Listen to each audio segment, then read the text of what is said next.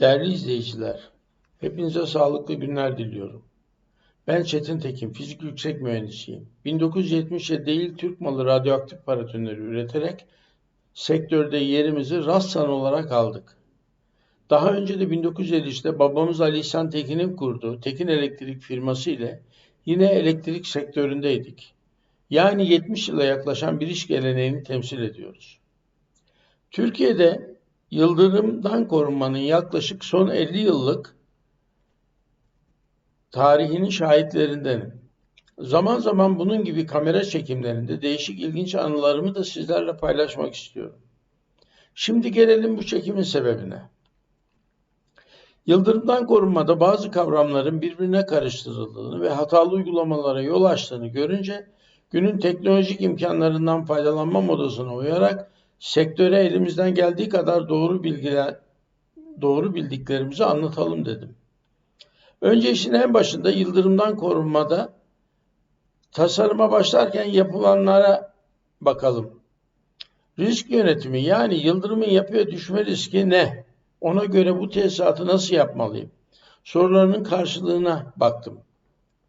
Bir yapı için risk belirlenebiliyorsa o yapı için yıldırımdan korunma tesisatı gerekli mi gereksiz mi sorularının da cevabını vermiş oluruz. Bu konuda projecilerin yaptıkları hesaplar Türkiye'de 2000'li yıllarda başladı. Aktif paratonerlerle başladı. 1995 yılında yayınlanan Fransız NFC 17-102 aktif paratoner standardında ek B'de verilen bir yıldırımdan korunma seviyesi, biz ona kısaca YKS diyeceğiz. Bu YKS için hesap birçoğumuz tarafından risk hesabı olarak tanımlandı. 2000 yılından itibaren ülkemizde aktif paratonerlerin uygulanmaya başlaması ile YKS hesapları da yapılmaya başlandı. Bu hesaplamalar sonucu 3 adet YKS tanımlanıyor. YKS 1 en riskli bölge koruması için etkinliği, YKS 3 ise en az riskli bölge koruması için etkinliği tanımlıyordu. Bulunan YKS içinde standartta tanımlanan kriterlere göre koruma uygulaması yapılıyordu. Bu durum bugün de ufak değişikliklerle böyle devam ediyor. Ancak 2006'da diğer standartların iptaliyle yürürlüğe giren IEC 62305 serisi standartlarda bu durum köklüce değişime uğramıştır.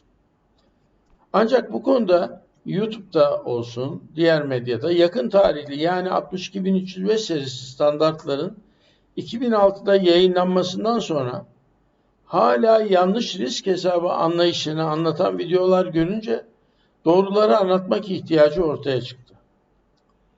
Risk yönetimi artık başlı başına bir zorlu iştir.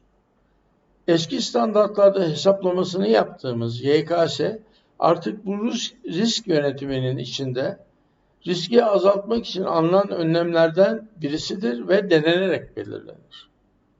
Şimdi bu işlerin hem tarihçesine bir göz atalım hem de yeni standart ne diyor bir bakalım. 1995 Haziran'da yayınlanmış NFC 17-102 Fransız standardının kapağını görüyorsunuz. Bunun ek B kısmında yıldırım riski değerlendirme kılavuzu ve bir dış yıldırımdan korunma tesisatı için yıldırımdan korunma seviyelerinin seçimi diye bir başlık var. Bu başlığı incelemeye başlayınca başlıkta bizim risk hesabı diye algıladığımız hesabın nasıl yapılacağıyla ilgili yöntem açıklanıyor.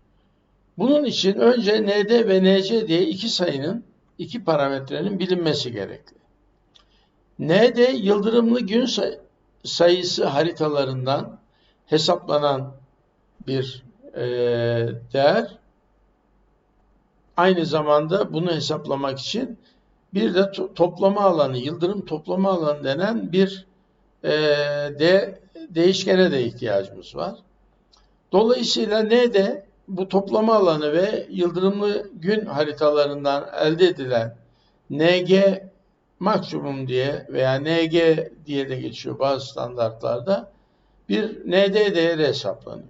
Yani ND değerinin anlamı şu: yıldırımlı gün haritasındaki yoğunluktan yola çıkarak o yapının bulunduğu bölgeye düşebilecek yıldırım sayısını veriyor. Onu buluyoruz.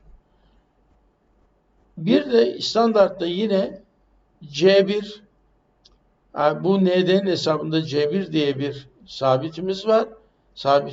Bu C1 de çevre faktörlerinin oluşturduğu bir sayı grubu. Bunu seçim yapıyoruz tabloda. C1 için işte burada verilen bir tablo var. Yapının izole bir yapı, yani çevresinde hiçbir yapı yok. Çevresinde yapı yoğunluğu var. Çevresindeki yapılar yüksek veya alçak, bir veya bir tepe üstünde olmasına göre C1 katsayısının aldığı değerler söz konusu. Deminki bahsettiğim toplama alanını veren, hesaplamaya yarayan formülde standartta gene bu şekilde veriliyor. Şimdi bu C1 katsayısı, toplama alanı ve haritadan aldığımız gün sayısından ND dediğimiz sayıyı hesap ediyoruz. Daha sonra yine tanımlanmış C2, C4, C5 katsayıları var. Bu katsayılar da yapının cinsi, yani metal yapımı, işte beton yapımı, yanıcı yapımı, içindeki yoğunluk nedir, değerli bir şey mi vardır içinde, yoksa standart değerde midir, içindeki insan yoğunluğu nedir, topluma verdiği servis anlamındaki önemi nedir gibi soruların cevaplarıyla bulacağımız C katsayıları vardır. C2, C3, C4, C5 gibi. Bu katsayıları bir C eşittir C2, C3, C4, C5 çarpımından oluşan bir hesapla bulduğumuz zaman bu C sayısıyla da NC dediğimiz, yani o yapıya bu katsayıların tanımından kaynaklı düşecek yıldırımların, o bölgede düşecek yıldırımların ne kadarının hasar vereceğini gösteren sayısını buluyoruz. NC de odur. Yani o yapıya düşecek o bölgede düşecek yıldırımların ne kadarının yapıya hasar verebileceğini gösteren bir sayıdır. Şimdi NC ve ND sayılarına göre de biz yıldırımın binaya vereceği sıkıntıya göre bir gereklilik ortaya koyuyoruz. Yani diyoruz ki NC'den küçük ise yıldırımdan korunmaya gerek yoktur. ND NC'den büyük ise etkinlik denen bir hesap yapılır. 1 eksi NC bölü ND'den bulunacak bu değerlere göre, bu E'nin, yani etkinliğin aldığı değerlere göre, biz değer aralıklarına göre yıldırımdan korunma seviyesi YKS için seviye 1, seviye 2, seviye 3 diye sınıflandırma yapıp uygulamanın nasıl yapıldığını standarttan öğreneceğiz. Bu standartta bu hesapların nasıl yapılacağına dair de özet bir tabloda veriliyor idi. Ondan sonra bu standarttan sonra 2002 yılında, yani 1995'ten sonra 2002 yılında Türk standardı olarak IEC 61024-1-1 Türkiye'de standardımız olarak yayınlandı. Bu standardın içinde de yine aynı NFC 1702'de anlatılan etkinlik hesabı gibi bir hesabın nasıl yapılacağı anlatılıyordu. Aynı şeyler tanımlanmıştı, parametreler, işte AE, ND, NC gibi. Bu parametrelerle yine aynı kriterlerle, yani NC'nin, ND'nin birbirine göre büyük mü küçük mü oluşuna göre yıldırım gereksizdir veya bir etkinlik hesabıyla koruma düzeylerinin, YKS'nin tespiti yapılıyordu, yıldırımdan korunma seviyesini. Ancak akış diyagramı da verilmişti nasıl yapılacağına dair. Bunu da dikkatlerinize sunayım. Ancak bu standartta bir de grafik de verilmişti. ND ve NC'ye göre efficiency, yani etkinliğin hesabıyla ilgili pratiklik sağlayan bir grafik de verilmişti. Ancak tabloda C katsayıları yoktu. Yani C2, C3, C4, C5 dediğimiz katsayılar olmadığı için NC'yi hesaplayamıyorduk. Niye yoktu? Çünkü ICN, Avrupa Standartları Kuruluşu diyordu ki C katsayıları bir milli komite oluşturularak tespit edilir. Her ülkenin kendi şartlarına göre tespit edilir. Her ülkede bir değişiklik gösterebilir. Bunu biz bu standartta tanımlayamayız. Her ülke kendisi tanımlamalıdır diyordu. Bizim ülkemizde milli bir komite oluşturulamadığından C katsayıları maalesef tespit edilemedi. Dolayısıyla biz bu hesabı da bu standarda göre yapamıyor duruma düştük. Ancak biz gene NFC 1702'ye göre yaptığımız hesapta C katsayılarını Fransa'daki C katsayıları olarak aldık. Ancak yıldırımlı gün sayısı Meteoroloji İşleri Genel Müdürlüğü'nün haritalarından alındığı için yapacağımız hatanın az olduğu kabulünü yaptık. Ve buna göre bu işler bugüne kadar devam etti. Şimdi arkadaşlar toplarsak dikkat diyorum. Buraya kadar ülkemizde risk hesabı olarak adlandırdığımız YKS seçim hesabını gördük. Bu durum hala uygulamalarda devam ediyor. Fakat 2006 yılında yayınlanan ve hala günümüzde güncellenmiş olarak kullanılan ICN 62305-1-2-3-4 serisi standartlarda bu konu nasıl ele alındı? Bu konu tamamen değiştirildi. Bu 62305 serisi standartların ikinci bölümü risk yönetimi ile ilgilidir. 100 sayfayı geçkin bir standarttır bu. İçinde risk yönetimi ile ilgili çok önemli hesaplamalar vardır. Metotlar anlatılır. Bu standartta bir yapının yıldırım olayı açısından karşılaşacağı bütün riskler tanımlanmıştır. Bunlar ile bir risk hesaplanır. Hesaplanan değerin standardın tanımladığı risk değerine göre büyük veya küçük olmasına göre koruma gerekliliği veya gereksizliği söylenir. Bunun söylenebilmesi ve hesapların yapılabilmesi için hasar kaynağı, vurma noktası, hasar tipi, kayıp tipi standartta tanımlanmıştır. Burada bir özet şeklinde görüyoruz slaytta. Aynı şekilde standartta tanımlanan metotlarla hesaplanan riskler 4 ana risk olarak belirlenmiştir.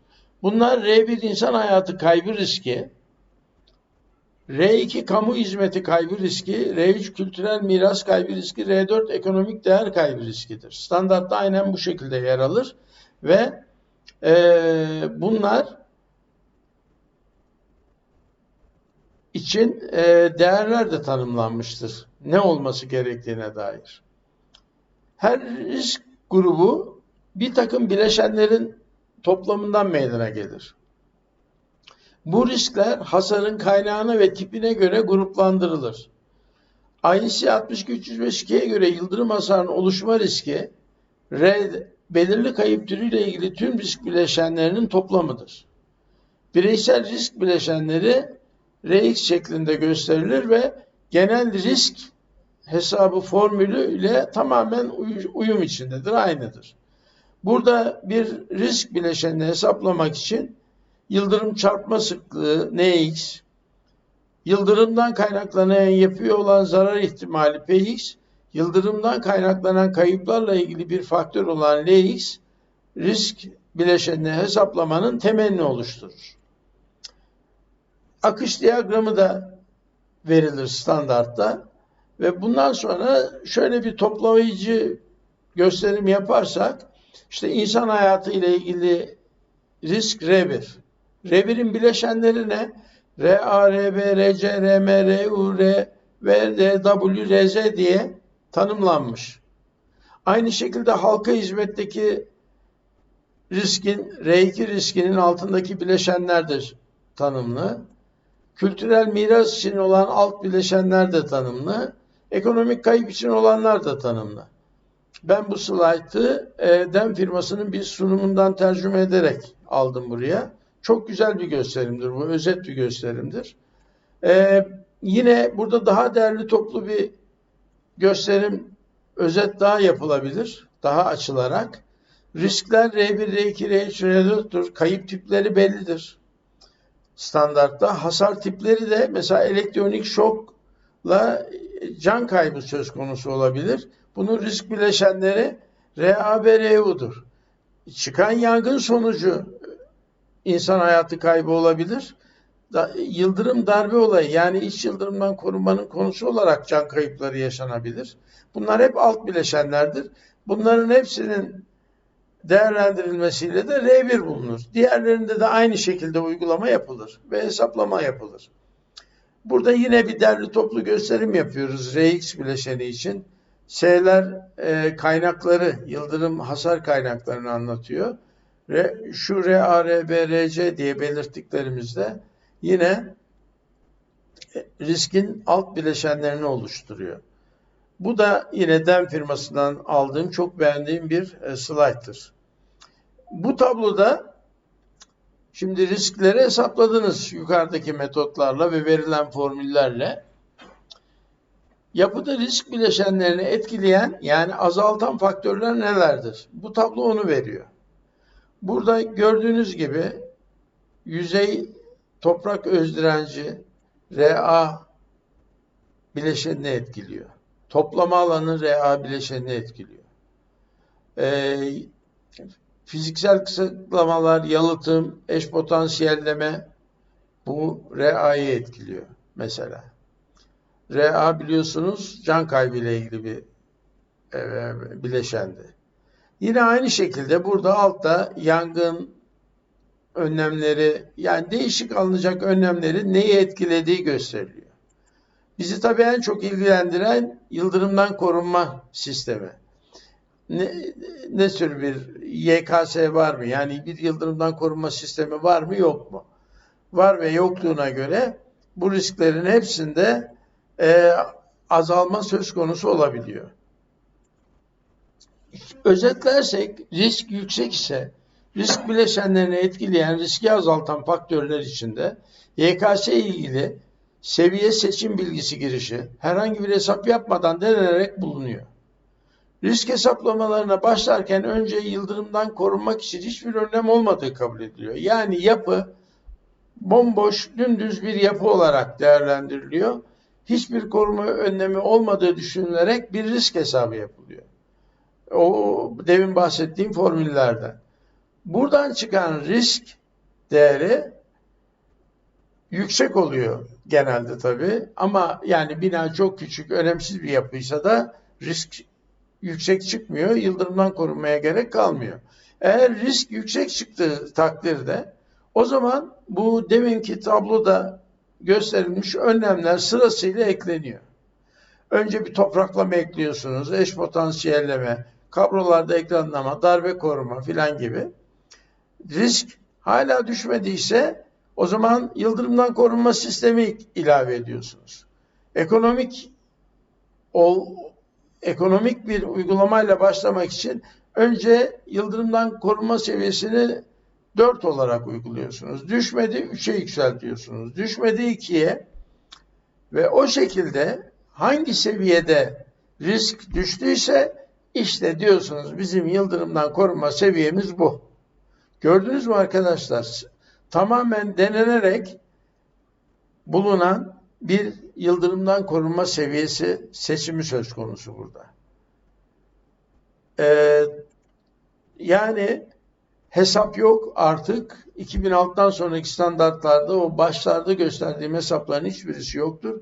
Tamamen denemeyle bulunan, risk yönetimi hesaplarındaki denemelerle bulunan bir tayin edilen bir yıldırımdan korunma seviyesi vardır.